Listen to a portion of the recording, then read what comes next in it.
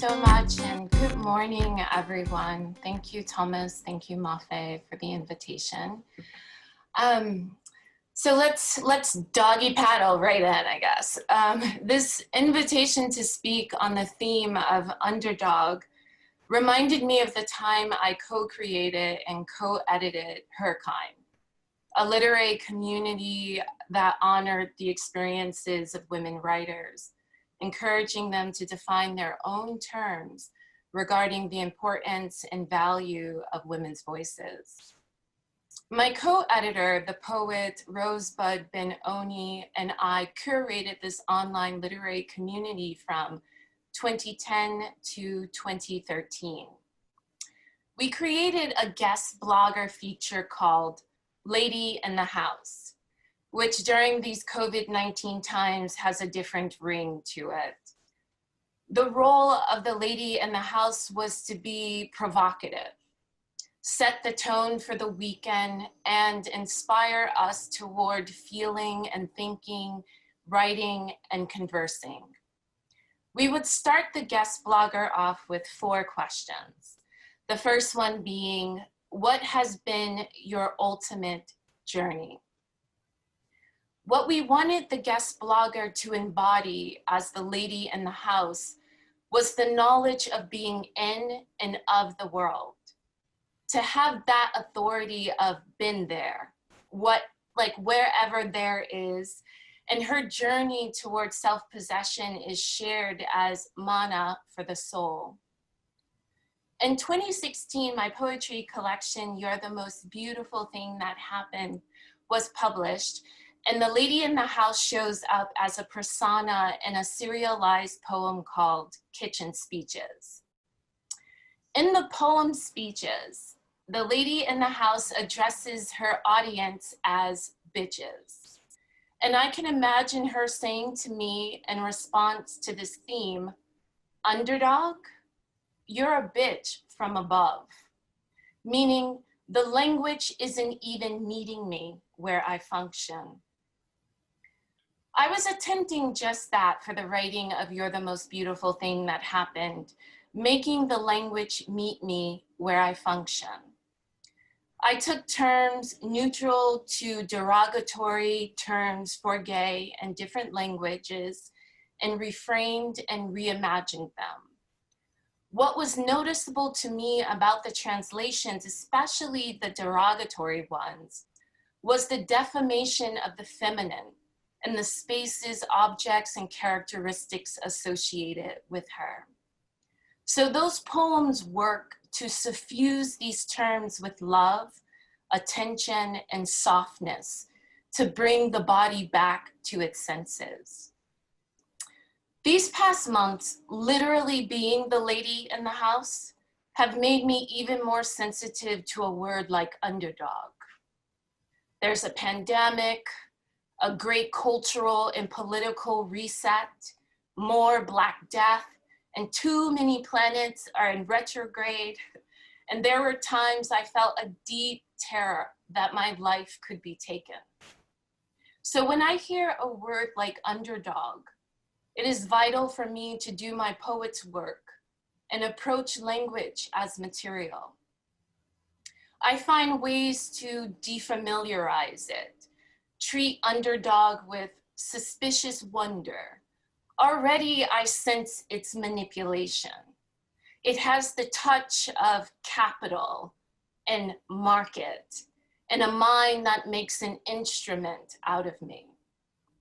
I look up underdog on my British and USA English dictionary app, and these are the definitions I find interesting. A competitor thought unlikely to win, somebody at a disadvantage, a high swing wherein the person pushing the swing runs beneath the swing while the person being pushed is at the forward limit of the arc.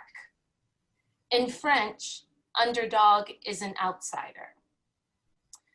I interrogate its denotations, etymologies, and its implications on the mind, body, and spirit.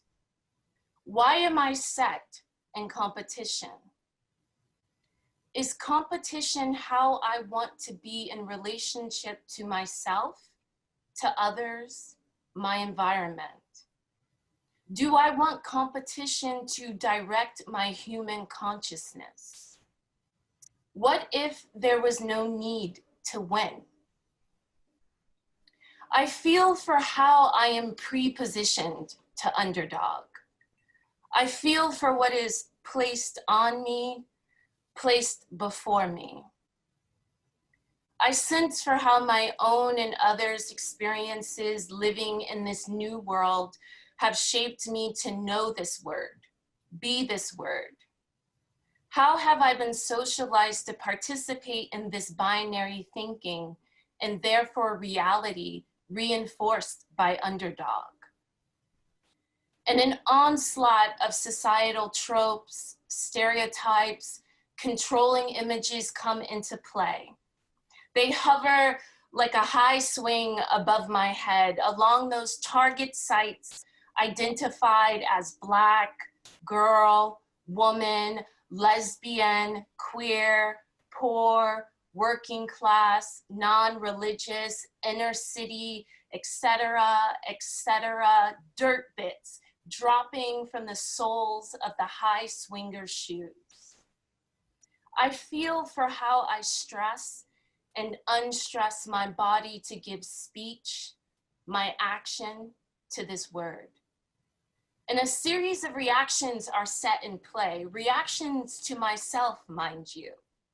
There is a doubt so divisive it shrinks my energy, and my drive is siphoned off. I'm not at full power. Embarrassment and anger dims my presence. I feel small and not in the love for myself. Interesting.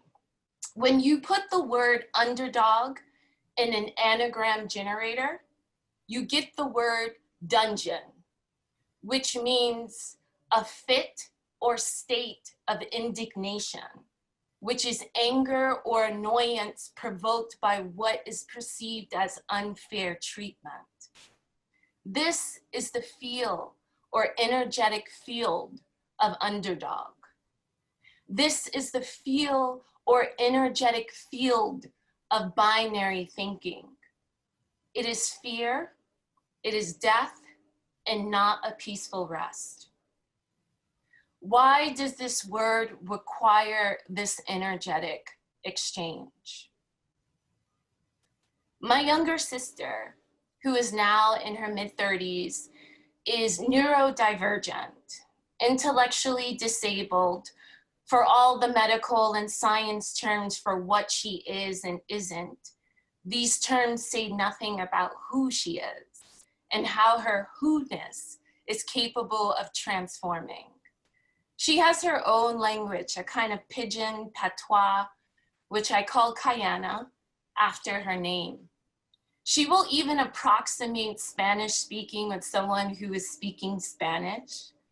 She approaches the world with a deep sense of belonging to it, like it is her birthright. Language I experience with her is how to get to that place of belonging with each other.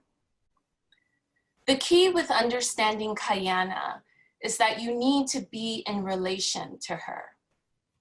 Her scores of speech have broadened because she's having experiences that broaden her worldview, her vocabulary.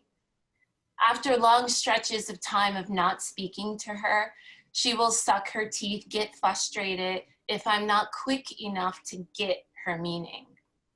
When you are with her, you must refresh your ear, reposition your I, both your I and the pronoun I. You are not at the center. She is not at the center.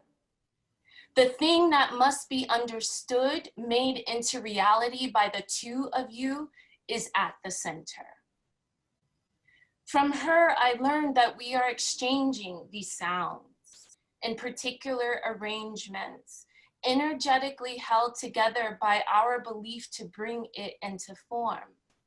And what makes the word communicable are our bodies, our communal effort action, our consistent relationship to the signs, systems, stories, and gestures that make reality. It shows where we give our attention. So in that shrunken place of underdog, where I'm divided against myself, a divide that is forged by communal effort action, I need to turn my attention to where I feel my power, to the people who empower me, so I won't ascribe to or be inscribed as the underdog.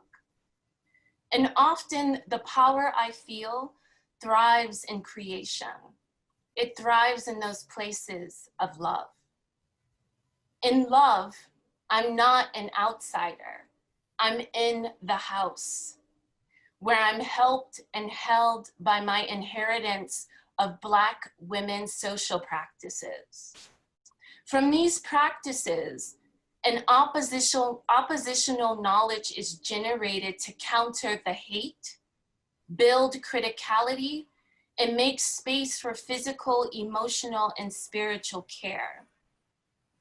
From these practices and optics, sharpened with their Black woman brilliance, hindsight, dreams, imagination, wit, insight, and vision forged from a social existence on the margins, standing in crooked rooms, hitting glass ceilings, from hearts broken and gilded.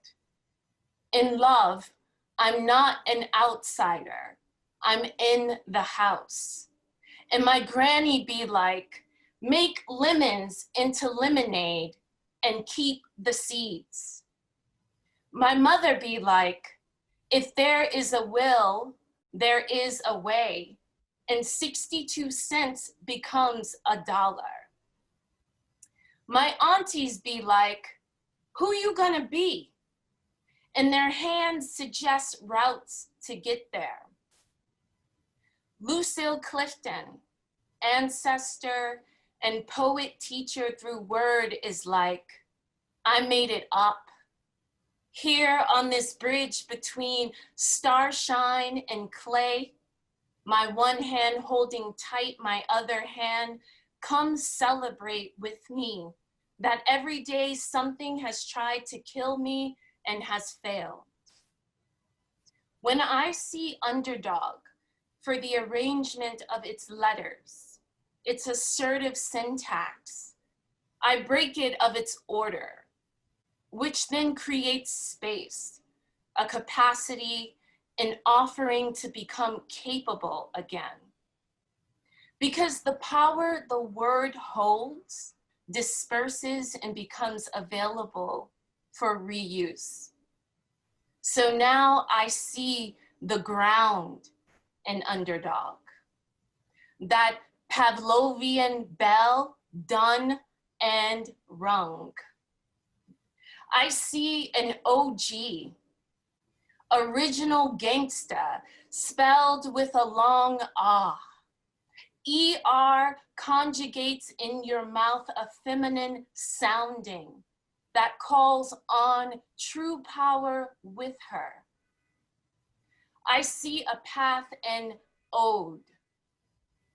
I function in hour, in O, in a nude kiss, in the whole note of a holy sunrise opening a new day, in the surprise, in the breath it takes, in the portals that appear, as odd, as red planet, as God, as one complete, as what goes around comes back around again, as in start again, as in nothingness from which there will be something.